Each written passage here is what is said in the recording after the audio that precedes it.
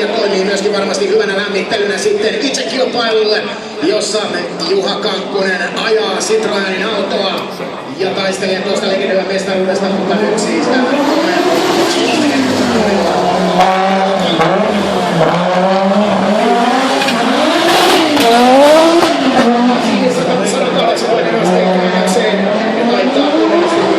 shikaanit ja tässä autossahan, kuten Juha Valmio sanoi, ei ole käsiarvoa ollenkaan, mutta komeasti Juha Kankkunen tulee, 55-vuotias veteraani, nelinkertainen rallimaailmanmestari siis, laittaa sieltä ensimmäisen kierroksen täyteen ja lähtee sitten tästä Neste Oilin huoltoaseman suoralta, niin sanotulta pääsuoralta taittamaan toista kierrostaan.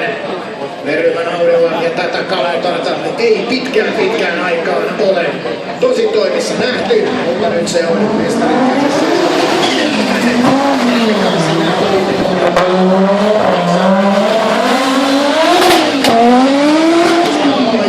Mitä linjaa pitää ajaa?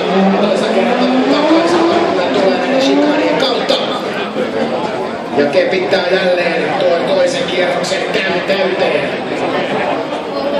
Kankkunen otti uransa ensimmäisen MM-rallivoiton vuonna 1985.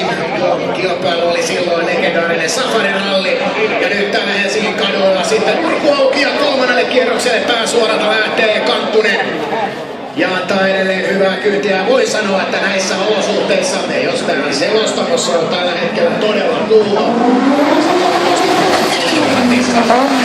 Mutta jälleen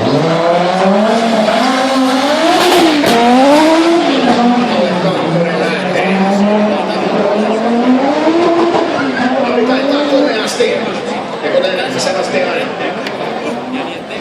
tuossa sanoi haastattelussa ihastellessaan tätä autoa, että onhan se hieman raskaampi ajaa kuin nämä nykypäivän kalustot, mutta kyllähän ehkä mielellään myöskin kokeilisi radalla tätä komeaa B-ryhmän autoa, joka on sitten Audi on tehtävänsä suorittanut. Ja Juha Kankkunen